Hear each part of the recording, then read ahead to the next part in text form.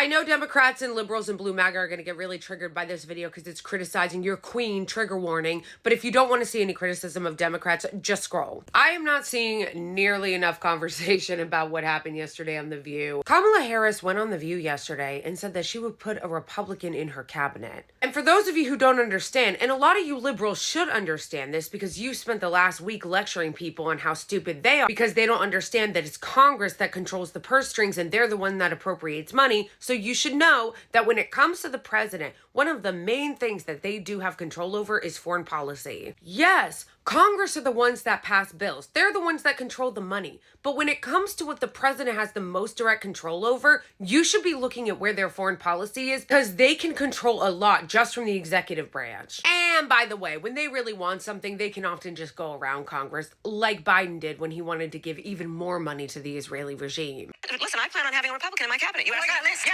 right. Why are you bragging? What's the difference between Joe Biden and me? Well, that will be one of the differences. I'm going to have a Republican in my cabinet because I don't feel burdened by letting pride get in the way of a good idea. Yeah. Right. First, I like how she throws that shade at Biden. She's like, I don't let pride get in the way of a good idea, unlike some people. But really what bothers me about her saying that is that how come whenever it's about not being afraid to embrace an idea, it's always to the right?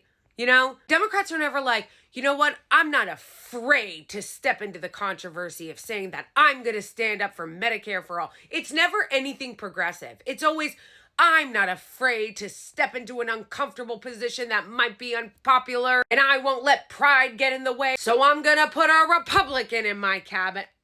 Do you understand the implications of that statement?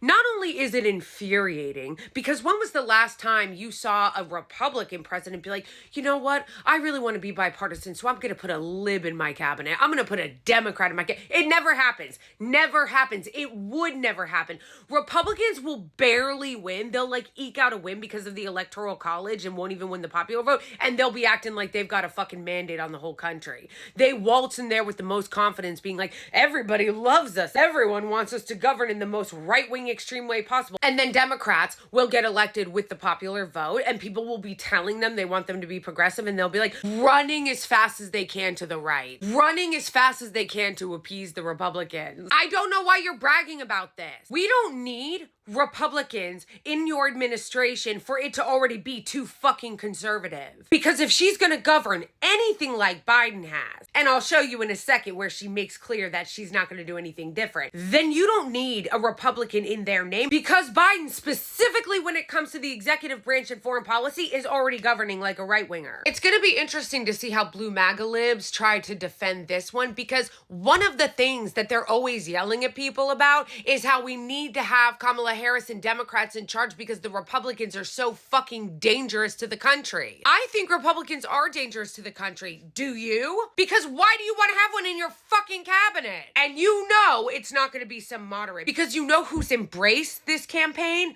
The neocons. People like Bill Kristol, Liz Cheney, Dick Cheney, Jennifer Rubin, fucking insane right-wing neocons from the Bush administration are the people embracing this shit. Those are the people that she's talking about that she might have in her cabinet. Done something differently than President Biden during the past 4 years.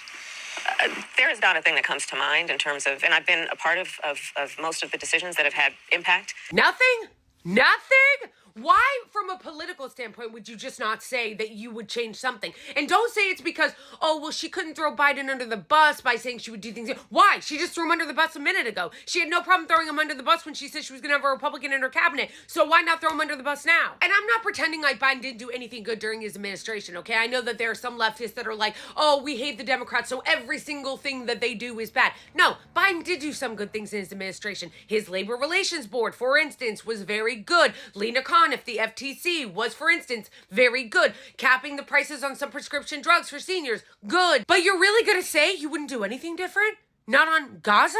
Not on the Israeli regime? Not in the way he's handled Netanyahu? Not on the insane right-wing border policy that you basically just adapted from Trump? Not Ukraine? How about healthcare? You guys did nothing. Nothing. He promised a public option and healthcare wasn't even fucking discussed. And don't fucking come in here and be like, they protected the Affordable Care Act. Yeah, that was the bare minimum. That was the bare minimum. They were supposed to pass a public option that was never even discussed. What about minimum wage? You guys promised a $15 minimum wage, didn't do it. You wouldn't do that differently? Like, nothing?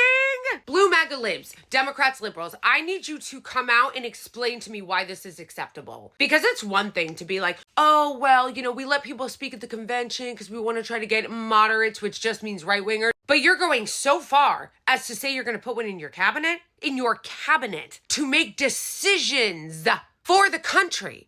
If we wanted Republicans, and if people want Republicans, they will just vote for Trump. Do you see Trump coming out here saying that he's going to moderate his position and put a Democrat in his cabinet? Explain.